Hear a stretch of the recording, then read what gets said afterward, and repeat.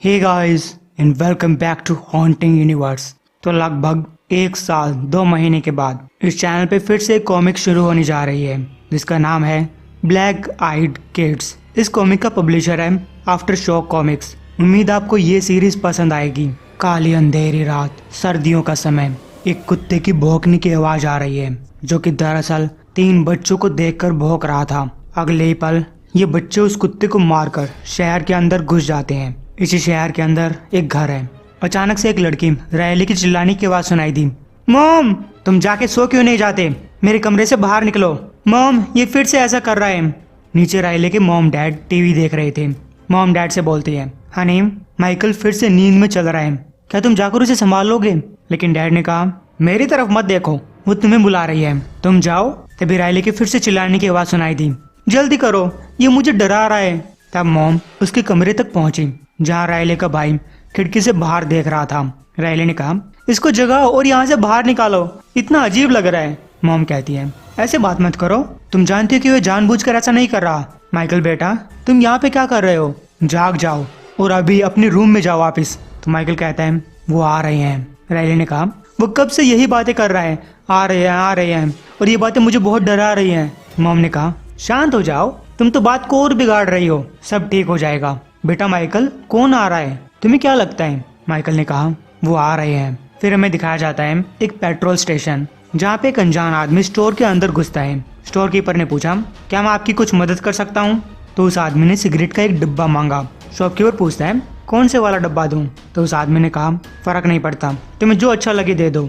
लेकिन इससे पहले कि शॉपकीपर उसे वो डब्बा देता, उसने कहा, मुझे कोई आईडी प्रूफ देखना होगा, ये चेक करने के लिए कि तुम्हारी पीने की उम्र हुई भी है या नहीं। तभी उस बच्चे ने एक गन निकाली और उस आदमी की खोपड़ी खोल डाली। लेकिन उस स्टोर के अंदर एक और आदमी भी था जो कुछ सामान खरीदने आया था। इस बच्चे ने उसके ऊपर भी गोली चला दी। वो आदमी दर्द में तड़पने लगा। ओ माय गॉड, उसने मुझे गोली मार दी, नहीं प्लीज। लेकिन उस बच्चे ने इस आदमी की खोपड़ी भी खोल डाली।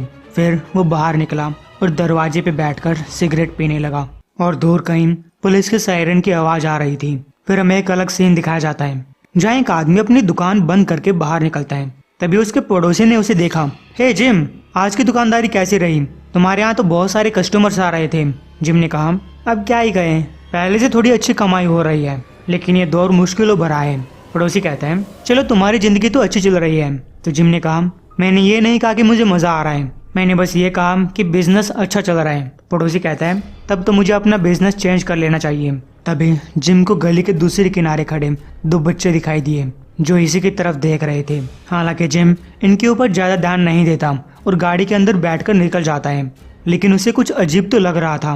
अगली शाम मॉम कार के अंदर से ग्रोसरी का कुछ सामान लेकर अंदर आई। रायले, माइकल, क्या तुम लोग आकर मेरी मदद करोगे प्लीज? क्या तुम्हें सुनाई दे रहा है? कार के अंदर अभी सामान बचा हुआ है, क्या तुम जाकर ले आओगे? लेकिन बच्चे कोई जवाब नहीं देते। मॉम फिर से आवाज लगाती है, बच्चों मुझे मदद चाहिए। लेकिन अब की बार भी कोई जवाब नहीं मिला। कमरे के अंदर भी कोई नहीं था। तब मॉम ने खिड़की से बाहर जाकर देखा। माइकल किन्हीं 2 अनजान बच्चों से बात कर रहा था। हालांकि क्या बातें कर रहा था वो मॉम को कुछ खास सुनाई नहीं दी। वो भागती हुई नीचे गई, माइकल। लेकिन जब मॉम बाहर पहुंची तो वहाँ पे कोई नहीं था। तुम यहाँ पे क्या कर रहे हो और वो बच्चे कौन थे? माइकल ने कहा, कौन से बच्चे?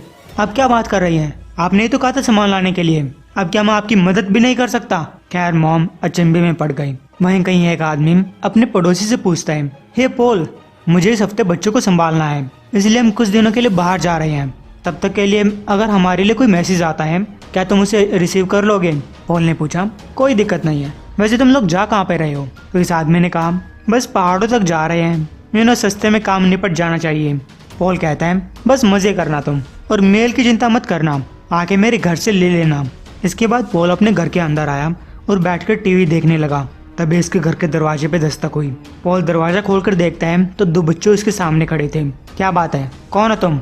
एक बच्चे ने कहा, क्या हम आपका फोन इस्तेमाल कर सकते हैं? हम खो चुके हैं और हमें एक टैक्सी करनी है। पॉल ने कहा, फोन किचन के अंदर है, सीधा जाकर पीछे। फिर ये बच्चे घर के अंदर आ गए। पॉल ने कहा, जल्दी काम करना, तुम्हें टैक्सी के लिए इंतजार घर के बाहर ही करना पड़ेगा, तुम यहाँ अंदर नहीं रह सकते। तभी पॉल ने उस बच्चे की आंखों में देखा जो कि बिल्कुल काली थी।